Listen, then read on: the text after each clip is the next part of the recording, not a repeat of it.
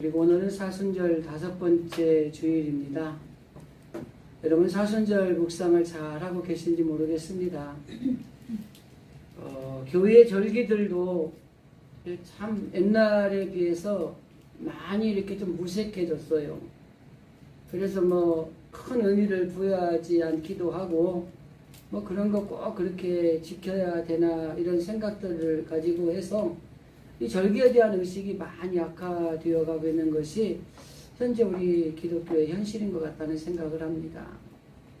그러나 우리가 이 사순절 절기를 보내면서 정말 예수님께서 그 고난 당하셨던 사건들, 그리고 예수님이 그 사순절 절기를 통해서 우리들에게 보여주시고자 했던 그 마음들을 우리가 한번 되새기고 그 예수님을 따라가는 것이 참 우리에게 소중한 시간이라는 생각을 합니다. 그래서 이번 사순절 절기에는 이 사순절 절기를 보내면서 우리들에게 필요한 것들이 무엇인가, 이러한 것들이 필요합니다 라는 그런 말씀들을 나누고 있습니다. 대화도 필요하고 회개도 필요하고 더 나아가서 하나님께 소망을 두는 삶을 살아가는 것도 필요하고, 그리고 승리하는 삶을 살아가는 것도 필요하다, 이런 말씀들을 지난 사순절 절기 동안에 말씀을 나누었습니다. 오늘 제목 말씀대로 우리의 주어진 상황에 역전시키는 삶이 필요하다. 그리스도인들에게 가장 중요한 게 뭐냐면 역전하는 삶을 살아가는 겁니다. 사람들은 크게 두 가지의 모습으로 분류할 수가 있습니다. 첫째는 창조적인 사람, 두 번째는 파괴적인 사람. 창조적인 사람은 삶의 자리를 좀 더 질이 높게 하고 이 삶을 잘 살 수 있도록 이끌어가는 사람이 창조적인 사람이에요. 그런데 파괴적인 사람은 뭐냐면 내가 주어진 상황을 자꾸 악화시키는 거예요. 그래서 우리의 삶이 힘들어지게 만드는 것이 이게 파괴적인 사람이 살아가는 겁니다. 그래서 파괴적인 사람은 이 천국을 지옥으로 만드는 재주가 있어요. 파괴적인 사람은 축복을 저주로 만드는 재주가 있다고 하는 것입니다. 그런데 창조적인 사람은 저주를 축복으로 만드는 재주가 있어요. 지옥을 천국으로 만드는 역전하는 삶을 살아간다고 하는 것입니다. 키에르 케고르라고 하는 종교 철학자이자 실존주의 철학자가 이런 말을 했습니다. 나는 고통한다. 그러므로 나는 존재한다. 인생이 살아가는 삶의 존재의 목적은 뭐냐면 내가 고통을 느끼고 있느냐, 고통을 받고 있느냐, 그것을 깨닫는 데 있다고 하는 것입니다. 실제적으로 많은 사람들이 다 주어진 자리에서 고통을 당하고 살아가고 있잖아요. 여러분은 어떻습니까? 평안하십니까?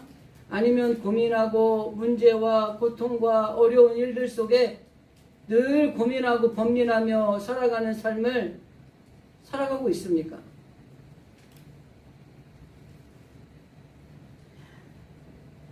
지금 우리가 살아있다라고 하는 것, 그것은 바로 우리가 고통을 느끼기 때문에 가능한 것입니다. 죽은 사람은 고통을 느끼지 못합니다. 여러분, 죽은 시체에 가서 막 꼬집는다고 그래서 막 뺨을 때린다고 그래서 그만 좀 해, 아파, 이렇게 이야기하던가요? 살아있기 때문에 고통이 있는 거예요. 그래서 우리가 인생을 살면서 좀 어려운 일을 당하고 힘든 일을 당하고 있다면 내가 살아있다는 증거로 우리가 판단하시면 되는 겁니다. 인생은 고통입니다. 인간이 존재하는 목적은 이 고통을 감내하며 살아가기 위해서 인간은 존재하는 겁니다. 그래서 우리에게 필요한 게 뭐예요? 그 고통을 고통으로 그냥 안고 사느냐, 그 고통을 역전시켜서 우리가 복된 삶을 살아가느냐, 차이가 있다고 하는 것입니다. 인생은 심술정이라고 하는 말이 있습니다. 고민 없이 살고 고통 없이 살면 좋겠지만은 우리 인생은 그렇게 편안하게 살게 내버려 두지 않는다는 것입니다. 아마 사람들 100명이면 100명을 만나서 요즘에 어떻게 사십니까? 물어보면 100명이면 100명 다 고민이 있을 거예요. 그 고민이 크냐 작으냐의 차이일 뿐이고 많으냐 적으냐의 차이일 뿐이지 고민하지 않는 사람은 아무도 없을 것입니다. 그렇기 때문에 우리가 살아가는 이 고민과 이 힘든 문제들이 우리에게 있다고 하는 것입니다. 그런데 이 문제를 어떻게 해결할 것인가? 누가 그러더라고요. 고민 중에 돈으로 해결할 수 있는 고민이 가장 작은 고민이래요. 근데 제가 우리 많은 사람들을 만나봤을 때 가장 큰 고민을 안고 있는 게 돈으로 해결하지 못하는 거예요. 돈이 없어서 그렇지 사실 우리가 가진 고민들 중에 물질로 해결할 수 있는 고민이 가장 작은 고민이라고 하는 것입니다. 돈으로도 의술로도 그 어떤 무엇으로도 해결할 수 있는 없는 문제를 고민을 만났을 때가 힘든 거예요. 그럼 이런 고민을 만나고 이런 문제를 만났을 때 어떻게 해야 될까요? 그냥 절망하고 낭망하고 막 원망하고 불평하고 그러다 결국에는 모든 걸 포기해 버려야 될까요? 제 주변에 아는 사람들은 막 원망하더라고요. 저 사람 때문에 했다고 막 불평하더라고요. 그러더니 나중에는 내 힘으로 도저히 할 수가 없어 안 된다고 포기해 버리더라고요. 여러분 우리가 그래야 될까요? 하나님을 믿는 저와 여러분은 어떠한 문제, 우리들이 감당할 수 없는, 해결할 수 없는 이런 문제들을 만났을 때에 그 문제를 바라보면 안 되는 거예요. 그 문제를 해결할 수 있는 그 분을 바라봐야 되는 거예요. 여러분 성경에 등장하는 모든 이야기들의 핵심이 뭔지 아십니까? 어렵지, 힘들지, 고민이지, 고통이지, 문제가 많지, 걱정하지 마. 해결책이 있어. 이렇게 이야기하는 게 성경이에요. 그리고 그 성경을 중심으로 우리는 예수님을 믿고 하나님을 섬기는 하나님의 자녀요 구원받은 그리스도인이라고 하는 것입니다. 그런데 우리는 어떤 문제만 만나면 그 문제에 푹 빠지는 거예요. 돈 문제가 생기면 돈에 매달려가지고 어떻게든 해결해 보려고 애를 쓰는 겁니다. 몸이 아프면 병원에 찾아가서 우리가 치료를 받아야 되는 것은 분명한 건 맞습니다. 그러나 거기에 목숨을 걸고 하려고 애를 쓴다고 하는 거예요. 롱펠로우라고 하는 그 인생은 그 사람이 인생을 뭐라고 얘기를 하냐면 사랑은 햇빛이고 증오는 그늘이다. 그러면서 그늘과 햇빛으로 바둑판 무늬를 쭉 정렬이 되어 있다 이렇게 하는 거예요. 그래서 이 햇빛이 하나가 놓아지면 그늘이 오게 되어 있다는 거예요. 좋은 일이 있는가 하면은 또 그 옆에는 어려운 일을 또 만나게 된다는 거예요. 근데 어려운가 하면은 또 좋은 일이 생긴다는 거예요. 그래서 사랑은 햇빛이고 인생은 그늘이라고 하는 것입니다. 그래서 햇빛과 그늘이 바둑판처럼 이렇게 쭉 나열되어 있다고 이렇게 표현을 했어요. 그러면서 그가 말하기를 인생이라는 단어의 뜻이 뭐냐면 인생이라는 말은 생명을 가진 사람이라는 뜻이에요. 그래서 인생이 생명을 가졌기 때문에 아주 소중한 것입니다. 우리 인생이.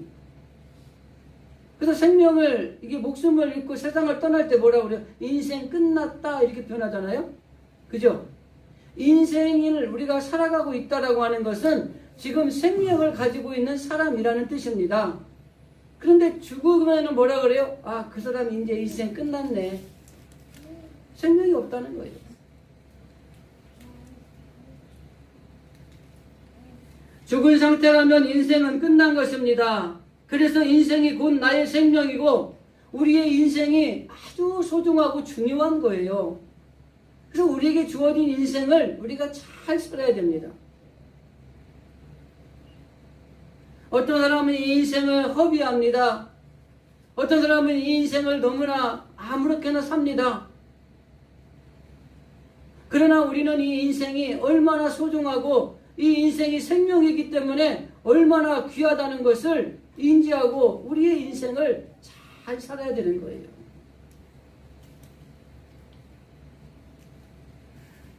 성경은 생명을 이야기할 때 하나님의 선물이라고 이야기를 합니다. 하나님이 인간을 만드시고 나서 흙으로 잘 만들어서 빚어서 만들고 난 다음에 이 사람이 생명을 넣어주는 거예요. 그 코에 생기를 불어 넣어주는 겁니다. 그래서 인생이 되기 시작하는 거예요.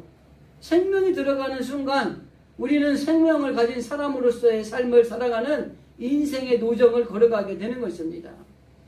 그래서 우리가 아이들에게 교육할 때 뭐라 그래요? 네 생명을 주신 부모님께 감사해야 돼 라고 이야기를 하잖아요. 이 땅에 나를 태어나게 하시고 생명을 갖게 하신 부모님에게 자녀들은 감사해야 되는 것입니다. 인간의 생명은 하나님의 형상으로 지음을 받았고 하나님으로 말미암아 우리에게 생명이 주어졌기 때문에 우리의 인생이 존귀한 것이고 우리의 인생이 소중한 것이라고 하는 것입니다. 성도들이 신앙생활하면서 아니면 생을 살면서 오해하는 부분이 있습니다. 하나님을 믿기만 하면 만사가 다 형통할 것으로 생각을 해요. 여러분 그렇습니까? 하나님을 믿기만 하면 막 복이 줄렁줄렁 열려 맺혀서 복이 막 우수수수수 나에게 떨어질 것 같아요. 여러분 그렇던가요? 예수님을 믿고 하나님을 믿는 사람에게도 고통이 있습니다. 아니 예수님을 믿고 하나님을 믿는 사람에게도 고통이 있는 게 아니라 그렇기 때문에 더 많은 고통이 있을 수 있어요.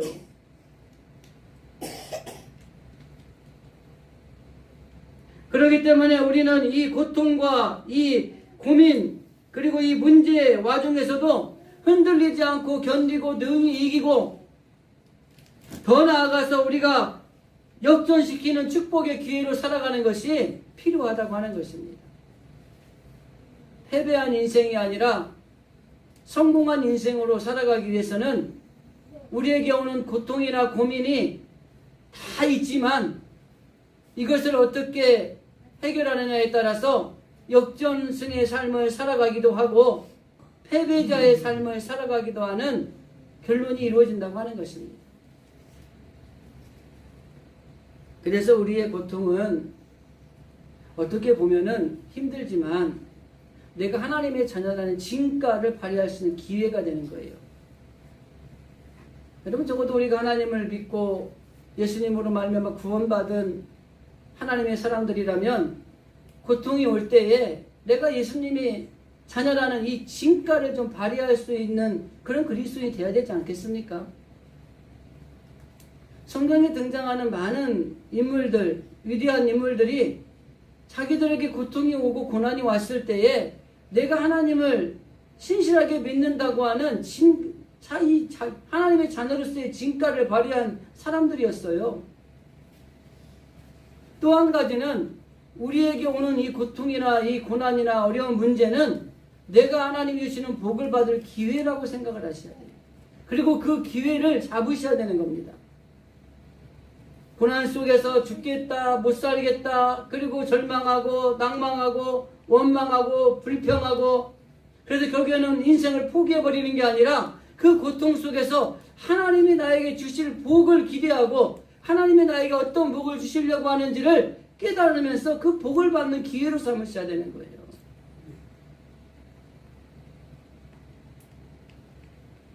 사도 바울이 주어진 상황을 어떻게 역전시키고 창조적인 삶을 살았는가 이것을 보여주는 게 오늘 본문의 이야기입니다. 사도 바울이 상황을 역전시킴을 삶을 살 수 있었던 것이 어떤 비결이 있었는가를 좀 몇 가지만 좀 정리를 해보도록 할게요.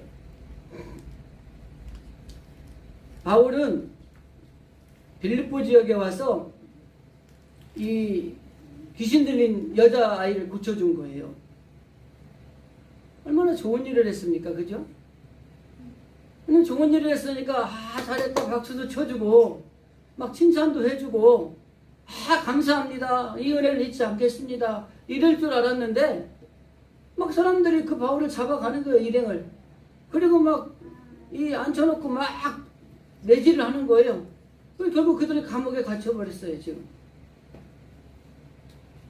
해로운 일을 한 것도 아닌데 감옥에 갇혔어요. 모함을 받았어요. 핍박을 받고 고난 속에서 감옥에 갇히는 그런 상황에 있었다고 하는 겁니다.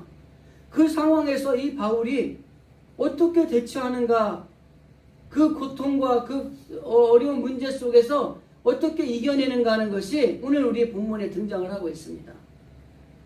두 가지 정도 우리가 잘 알고 있는 말씀이지만 생각을 해보려고 합니다. 첫째는 바울이 지금 당하고 있는 고통에 굴하지 않았다고 하는 겁니다.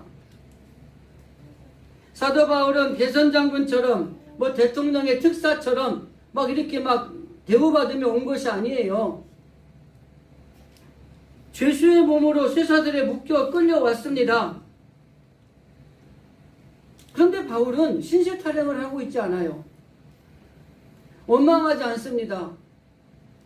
불평하지 않아요. 내가 좋은 일 했는데 왜 이런 꼴을 당해야 되라고 말하지 않습니다. 오히려 이 바울은 이곳에 와서 내가 복음을 전할 기회로 주신 것에 대해서 하나님 앞에 감사하는 겁니다.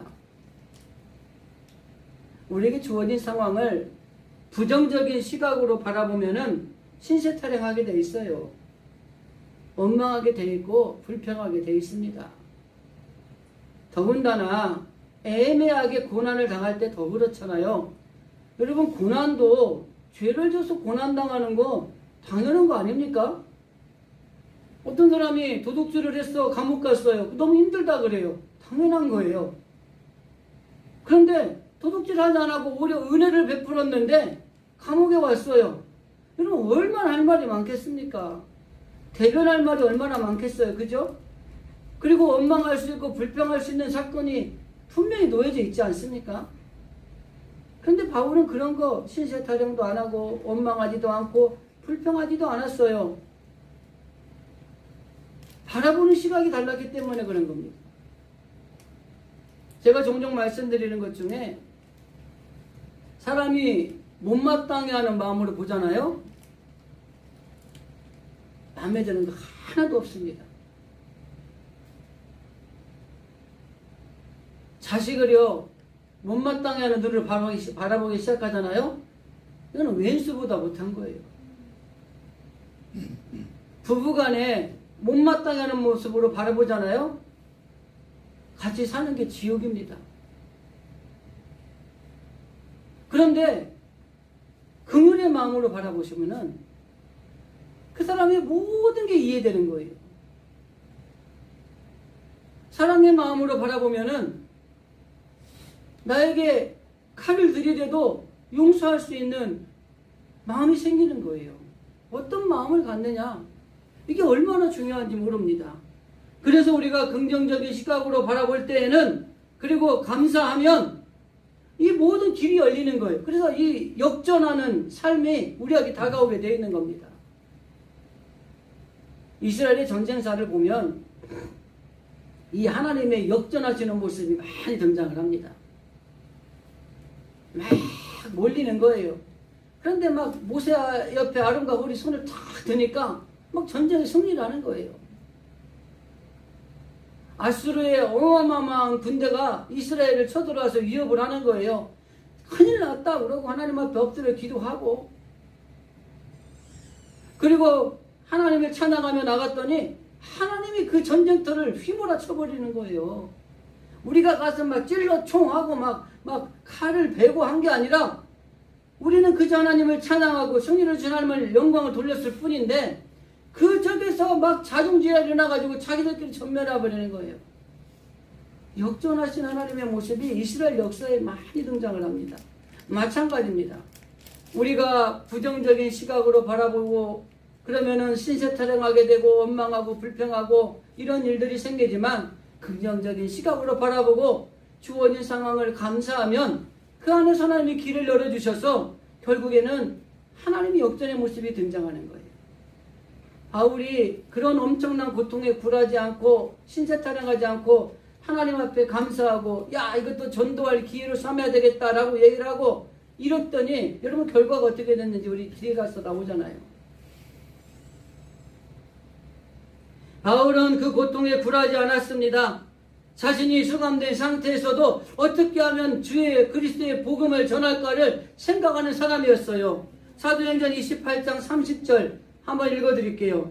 바울이 온 이태를 자기 셋집에 머물면서 자기에게 오는 사람을 다 영접하여 하나님의 나라를 전파하며 주 예수를 그리스도를 관한 모든 것을 담대하게 거침없이 가르쳤더라, 이렇게 말한 겁니다. 그러니까 바울은 자기가 감옥에 있는데 밖에 나가서 전도를 할 수가 없어요. 복음을 전할 수가 없어요. 여러분, 전도해야 될 사람이 감옥에 갇혀서 발이 착고에 채였잖아요. 얼마나 답답할까요? 그런데 거기에 절망하거나 낭망하거나 포기하지 않았어요. 그리고 뭘 생각했어요? 어떻게 하면 이 감옥에서도 내가 복음을 전할 수 있을까? 그래서 자기를 찾아오는 사람들에게 복음을 전한 거예요. 여러분, 그래서 로마의 기부인들이 찾아왔고 많은 사람들이 바울을 통해서, 바울이 2년 동안 로마에 있는 동안에 가택 연금이 되어 있는 기간에 찾아오는 사람들에게 복음을 전해서 예수 믿는 사람들이 얼마나 많아졌는지 몰라요.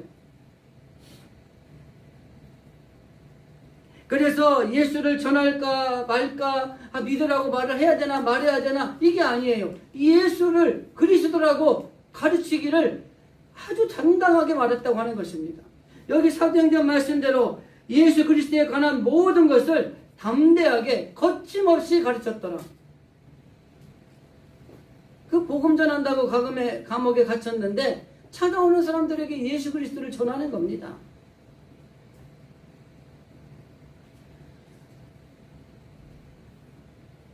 하나님의 뜻은 이 바울과 같이 어떤 역경과 고통과 어려운 상황에서도 굴하지 않고 최선을 다해서 해야 할 일을 할 때에 하나님의 뜻이 이루어지는 겁니다.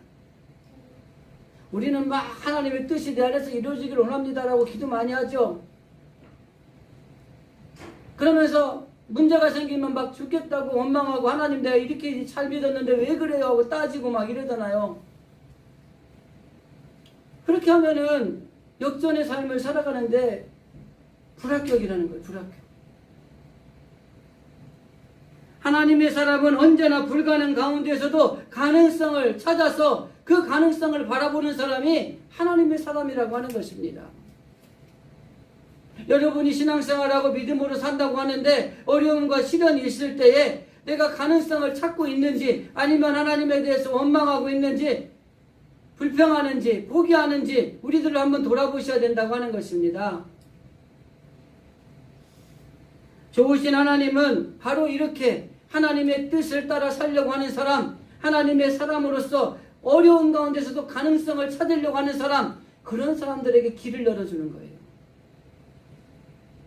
우리 영어 속담에 뭔 말이냐면 뜻이 있는 곳에 길이 있다. 서양 속담에 이런 속담이 있답니다. 한 분이 다쳤으면 다른 분을 열라. 제가 자주 하는 말, 할 수 있다, 하면 된다, 해보자. 이런 마음을 가지셔야 되는 거예요. 어떤 우리에게 고민이나 고통이나 이런 문제가 닥쳤을 때 굴복하지 마십시오. 최선의 방법이 없으면 사선의 방법을 찾아서 걸어가셔야 되는 거예요. 그리고 여러분, 세상적으로도 그렇지만 하나님이 우리에게 주어진 어떤 고민이나 문제 속에 있을 때 최선의 방법이 무엇인가를 기억하셔야 됩니다. 문제를 바라보는 것이 아니라 그 문제를 해결할 수 있는 예수님을 바라보는 거예요. 그런데 우리는 문제 속에 빠져가지고 주님을 바라보지 못하는 가리워진 시각장애가 되어버리는 거예요. 그러니까 그 문제만 파고드는 거예요. 왜 이런 문제가 생겼을까? 왜 이런 문제가 나한테 왔을까? 내가 이런 문제를 당할 만큼 내가 잘못 살았나? 그 문제에 막 몰두하는 거예요. 근데 우리는 문제가 딱 오면은 이 문제를 누가 해결할 수 있을까? 이 문제를 왜 하나님이 나에게 주셨을까? 이 문제는 어떻게 해결할 수 있을까? 우리는 해결할 수 없지만 문제 해결자가 되시는 우리 예수님이 할 수 있구나. 우리 예수님께 맡기는 거예요. 기도하는 거예요. 그리고 여러분들이 기도하고 났으면 어떻게 하셔야 돼요? 다 해결됐다 그러고 당당하게 세상에 대해서 살아야 돼요. 근데 우리가 기도 열심히 하고 난 다음에 나오면서 아유 이게 될라나 이게 이루어질까 이러면서 나오는 거예요. 근데 우리 신앙생활이 얼마나 어렵겠어요. 단계가 몇 단계를 걸쳐야 정말 이 신앙의 나름대로 고수가 되는데 이 신앙생활이 얼마나 어려운 거예요. 너무 어려운 거 택하셨어요. 너무 힘들면 지금이라도 좀 빨리 떠나셔야 돼. 신앙생활이 쉬운 것 같아도 정말 어려운 겁니다.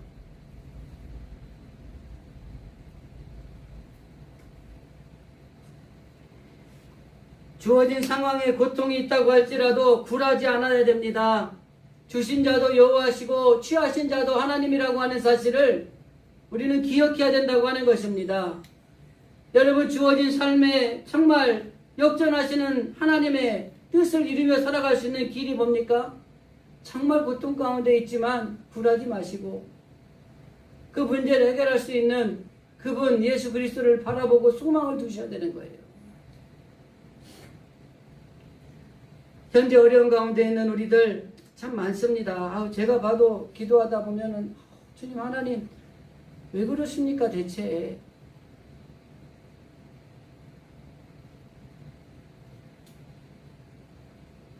너무 힘들지 않습니까? 하나님 이런 기도를 해요. 우리 교회를 기도할 때도 그렇고 우리 성도님들을 기도할 때도 그렇고 여러분 절망하거나 낭망하지 맙시다. 신세 타령하지 마시고 원망하거나 불평도 마시고 절대 어려운 고통과 이 문제가 있을 때 굴복하지 마시고 그 문제를 해결할 수 있는 분을 우리가 의지하고 살아가시기를 바랍니다. 또 한 가지 바울은 어떠한 핍박에도 굴하지 않았다고 하는 것입니다. 오늘 본문에 사건이 등장하게 된 핵심적인 이유가 바울이 핍박받는 이유가 두 가지가 있었어요. 첫째는 유대인들에게 핍박을 받습니다. 유대인들이 뭐라고 말하냐면 예수 그리스도가 하나님의 아들이다. 예수 그리스도가 메시아다. 이렇게 가르치지 말라는 거예요. 근데 바울은 예수 그리스도가 하나님의 아들이다. 예수님이 메시아다. 이렇게 전파를 하고 있는 거예요. 두 번째는 유대교적인 성향을 가진 기독교인이 있었어요. 이 사람들은 바울에게 뭐라고 얘기를 하냐면 예수님으로 말미암아 예수 믿으면 구원 받는 거 맞아.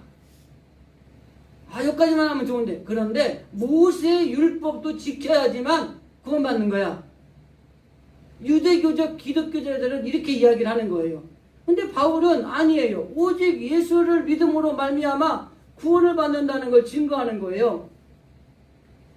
그러니까 이 유대교인들이나 유대교적 기독교 사상을 가진 사람들이 바울에 대해서 핍박을 하는 거예요. 여러분 이 15장에 보면 예루살렘 회의에 올라가거든요. 바울이. 근데 많은 사람들이 말립니다. 올라가면 안 됩니다. 왜 말려요? 당신을 죽이려고 여기에서 예루살렘 가는 길목마다 매복을 하고 당신을 죽이려고 합니다. 가면 안 됩니다. 이런 이야기가 15장에 나와요. 근데 올라갑니다. 하나님이 지켜주셨어요. 그만큼 핍박을 많이 받은 사람이 바로 바울이라고 하는 것입니다. 그런데 이 바울이 이런 핍박에도 굴하지 않았다고 하는 것입니다. 아마 여러분들도 신앙생활 하면서 예수 믿는다는 이유만으로 핍박을 받은 경험이 많이 있을 거예요. 예수 믿는다는 이유로 애매하게 핍박을 받기도 하고 예수를 믿는다는 이유만으로 손해를 봐야 되고 예수를 믿는다는 그 이유 하나만으로 핍박을 받고 손해를 보고 억울해도 그냥 참아야 되는 이런 일들이 우리 가운데 많이 있었을 거예요. 그런데 그런 핍박에도 굴하지 않고 바울은 담대하게 자기 길을 갔다고 하는 것입니다. 그래서 이 예수님을 생각하면서 그 예수님을 따라갔다는 거예요. 그럼 사순절 절기를 보내는 의미가 뭡니까? 그 핍박당하신 예수님, 그 예수님의 삶을 우리가 한번 걸어보자는 겁니다. 근데 우리는 예수 믿는 사람들이 세상으로부터 하나도 손에 안 벌라 그래요. 예수 믿는다는 이유로 손해 보려고 그러면 타협하고 말아요, 그냥. 예수 믿는 게 힘든 겁니다. 왜 손해를 봐야 됩니까? 이 세상에서 손해보면 안 되죠. 예수 믿는 이유로 왜 욕을 먹어야 됩니까? 칭찬을 받아도 지금 부족한 시점에. 근데 예수 믿는 이유로 욕 먹어요. 전도하다가 욕 먹고 여러분 억울한 일 당한 적 많잖아요. 괜히 복음 한번 전해봤다고 얘기 꺼냈다가 욕을 바가지로 먹고 막, 그죠? 욕을 안 드셔보셨나 보죠? 저는 전도하다가 욕 엄청 먹었습니다.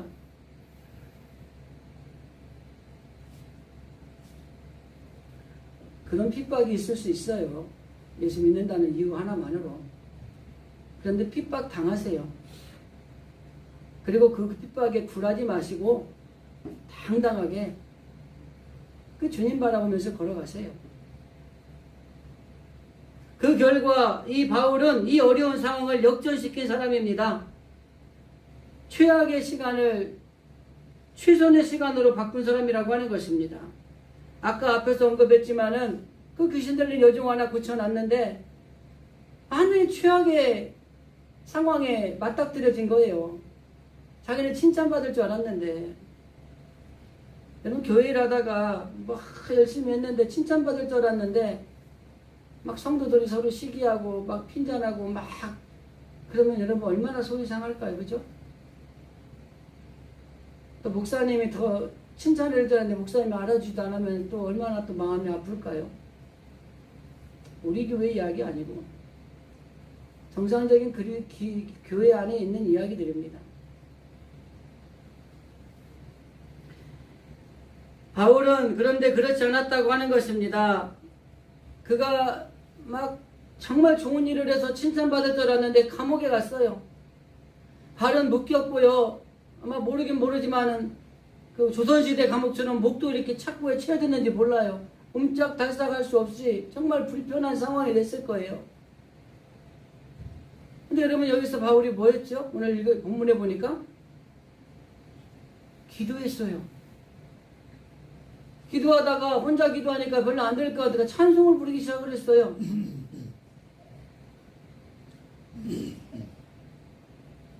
너무 힘들고 너무 어렵고 원망하고 불평할 수밖에 없는 신세 타령도 해도 돼도 괜찮은 상황인데 그런 거 하나도 하지 않고 하나님을 향하여 기도하기 시작을 했습니다. 뭐라고 기도했을까요, 여러분? 저처럼 밀어내가지고 왜 이렇게 하나님 나 힘들게 합니까? 이렇게 하려면 나 그냥 다 내 생명 걷어가세요. 이렇게 기도했을까요?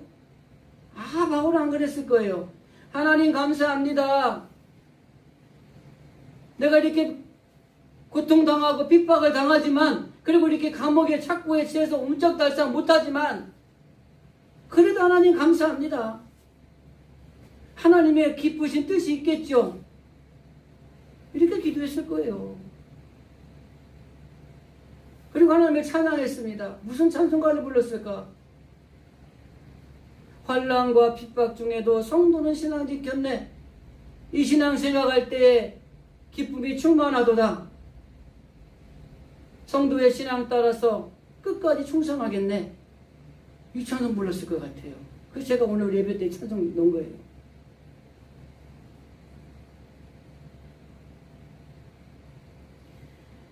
찬송하는 중에 감사가 생기고 기도하는 중에 능력이 얻게 된다는 것을 기억하시기 바랍니다.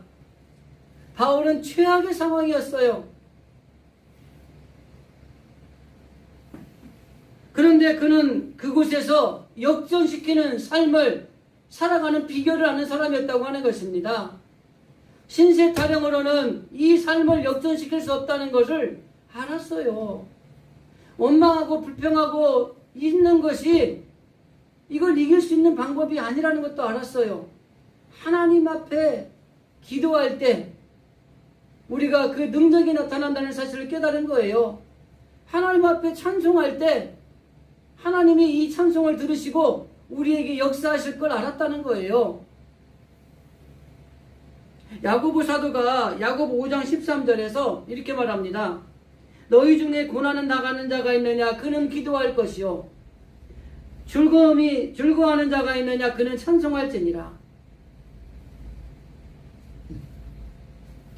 주어진 삶을 역전시키는 삶을 살아갈 수 있는 비결은 어떠한 고통과 고난 가운데서도 기도하고 찬송하는 겁니다.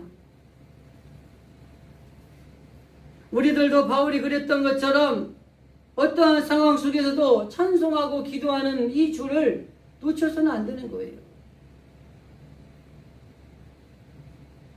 바울은 누구보다도 열정적으로 믿는 사람들을 박해하던 사람이었습니다.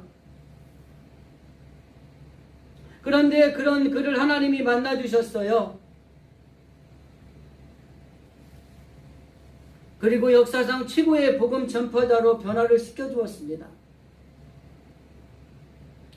이 최고의 전도자가 된 바울은 자신이 최고의 박해를 받으면서 자신이 박해했던 그 예수를 증거하고 있는 사람으로 역전되었다고 하는 것입니다. 구름이 많고 어려워도 하나님은 그 가운데서 빛을 주시고 가능성을 주십니다. 한밤중에 하늘을 깜깜한 하늘을 바라보잖아요. 그냥 칠흑 같은 어둠이 있는데 자세히 보면은 별빛이 반짝여요. 저 하늘 높은 곳에 가면은 이 바람이 불고 구름이 치고 비가 내리지만 그 하늘 그 위에를 보면은 고요합니다. 비행기 타보셨죠? 비행기 타고 높은 곳에 올라가면 이 우리가 보이는 하늘과 다른 또 하늘, 바울이 갔던 삼층천 아래쪽 좀 될 것 같아요. 그 하늘이 있잖아요.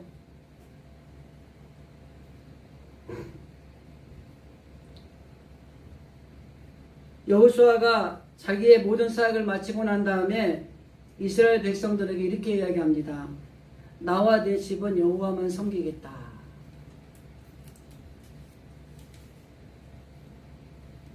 하나님을 믿는 사람들은 분명히 하나님이 전화위복을 이루어 주십니다.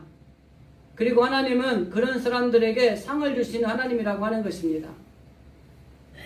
사순절 절기를 보내면서 이 여호수아 같은 고백을 할 때 여러분의 주어진 상황이 어떠한 상황이라 할지라도 하나님은 역전을 시키는 놀라운 은혜가 우리 가운데 임하게 한다고 한다는 것이죠. 그래서 어떠한 상황에서도 굴하거나 절망하거나 낙심하지 마시고 역전하시는 삶을 살아가시기를 바랍니다. 바울이 그랬던 것처럼 그는 고통과 절망과 어려운 환경 속에서 하나님을 바라보고 그 하나님께서 좋은 것을 주실 것이라고 믿었다고 하는 것입니다. 우리들도 마찬가지예요. 제가 볼 때 여러분의 삶 가운데 고통도 고난도 시련도 문제도 있어요. 그럴 때에 낭망하거나 절망하지 마시고 신세 타령도 하지 마시고 하나님을 바라보십시오. 그 하나님이 나에게 좋은 것을 주실 것이라는 그 약속을 믿고 그분을 바라보고 살아갈 때에 여러분 앞에 제 앞에 놓여진 모든 어려운 상황은 하나님께서 역전시켜 주셔서 저주가 축복으로 바뀌고 지옥이 천국으로 바뀌는 이런 놀라운 은혜가 우리 가운데 넘쳐나게 될 줄로 믿습니다. 아멘. 기도